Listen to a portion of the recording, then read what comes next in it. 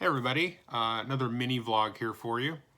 This is actually kind of a two-part deal. I've had this topic that I'm sort of working on for an upcoming podcast, which should be coming out in a week or 2 weeks.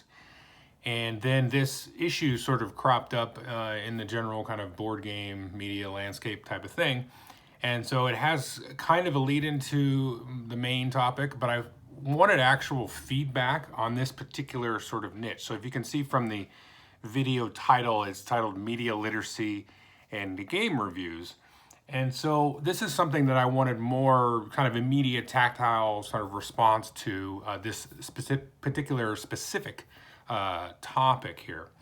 And so an article came out earlier this week from Jamie Stegmaier of Stonemaier Games, and he wrote about like compensation for reviews and things like that, and sort of conflicts of interest in general for reviews.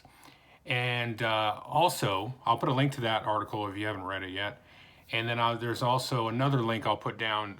Actually, Marty Cannell of Rolling Dice and Taking Names podcast, he sort of serendipitously put out a video about how they get review copies and sort of the process they go through to review a game, whether they get a copy and stuff. And my process is 90% identical to what he outlines there. So I'm not going to talk too much about it because it is really identical to what he says. And I expect 90% of reviewers probably have an identical process there.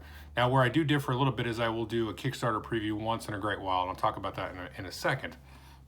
But I wanted to kind of throw out this concept for you guys to give me some feedback on, because I've had a lot of discussions with other media folks about this over the years, and you kind of see general sort of larger social media dialogue about it and stuff like that. But I've found myself saying, I've never really engaged the people that watch my channel at all, like in a direct way about this, and to see how they feel about it. And I'm genuinely curious about it. But I wanted to sort of just kind of coin this concept of media literacy very quickly to kind of get your brain thinking about it a little bit. So the concept of media literacy is kind of knowing who and why you are receiving information, whether it be a TV show, a YouTube video, a book that you're reading, a journalistic article or something, or a Time magazine article versus a local newspaper article, and that kind of thing. And so all of this media is paid for to a certain degree, right? So even your local news has actual bought stories.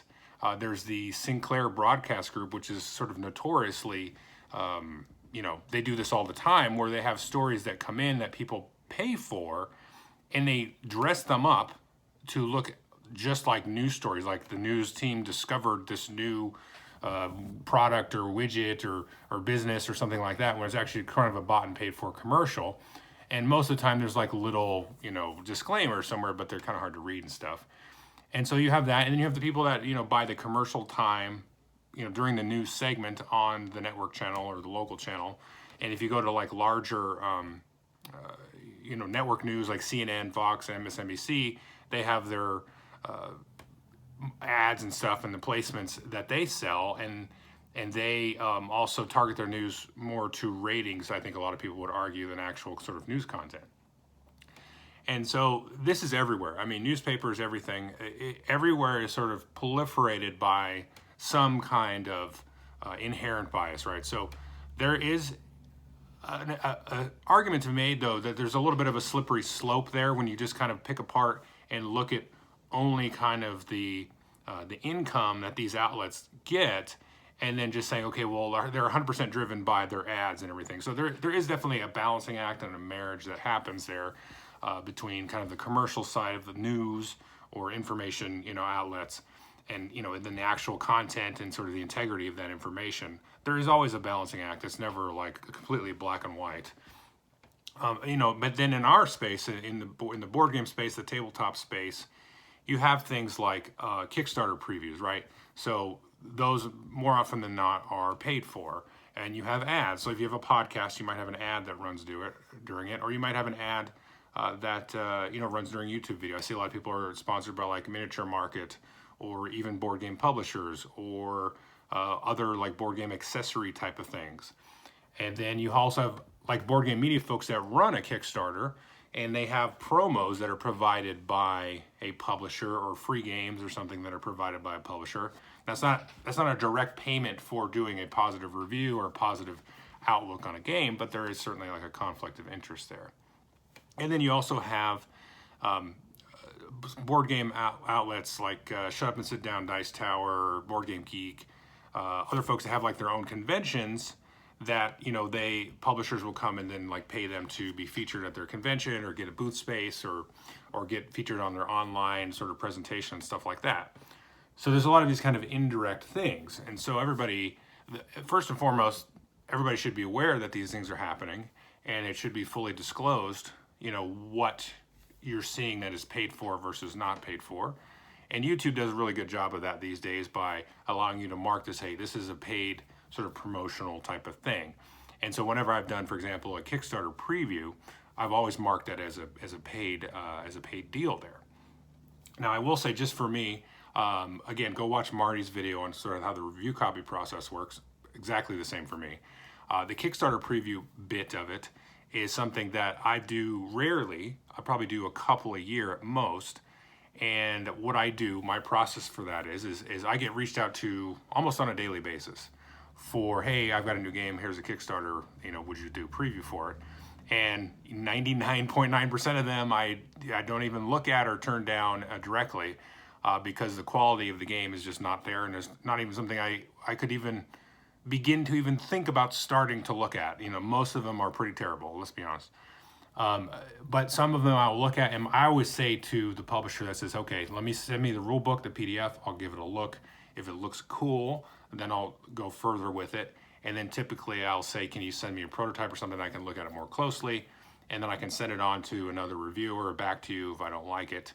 But then give me a few weeks from that point of time to get into it and play it and do a video for it and all that stuff. So it does go through a process for me, but I 100% charge for those.